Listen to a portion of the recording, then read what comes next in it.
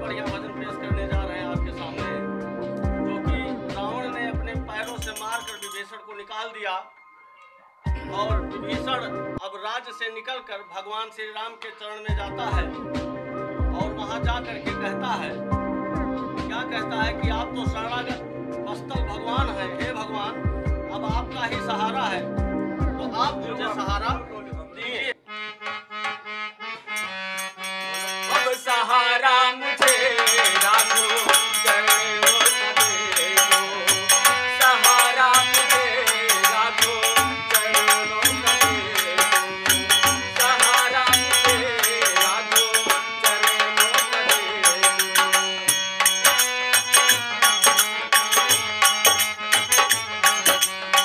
सहारा मुझे राघो चरणों का दे दो, राघो चरणों का दे दो, सहारा मुझे भैया रावण के घर से, भैया रावण के घर से निकाला मुझे, राघो चरणों का दे दो, सहारा मुझे राघो चरणों का दे दो।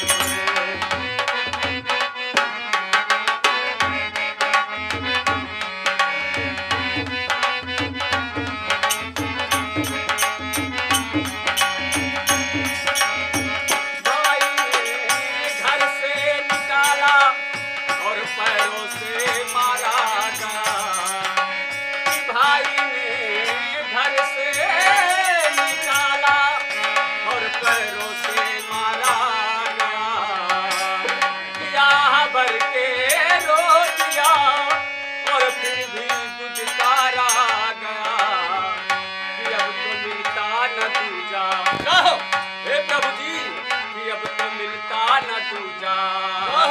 और किनारा मुझे मिलता न दूजा, किनारा मुझे भैया रावण के घर से निकाला मुझे, राघो चरणों का दे दो, सहारा मुझे राघो चरणों का दे दो।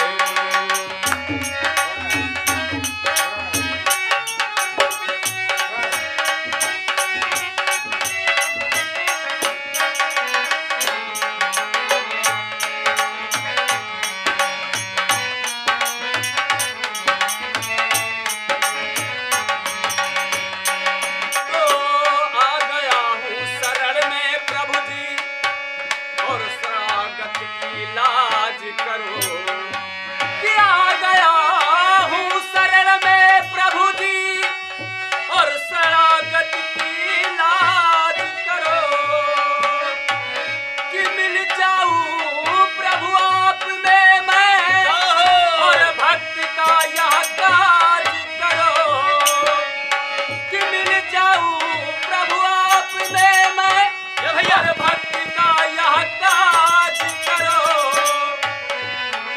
कि मैंने माना है प्राणों से, हे प्रभु जी कि मैंने माना है प्राणों से, अब प्यारा तुझे मैंने माना है प्राणों से, प्यारा तुझे राघो चरणों का दे दो, सहारा मुझे भैया रावण के घर से निकाला मुझे, भैया रावण के घर से निकाला मुझे, राघो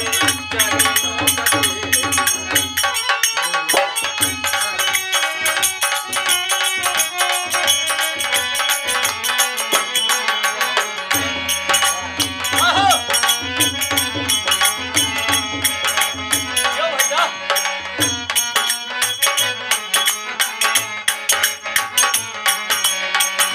आ गया हूँ शरण में प्रभु जी, और चरणों में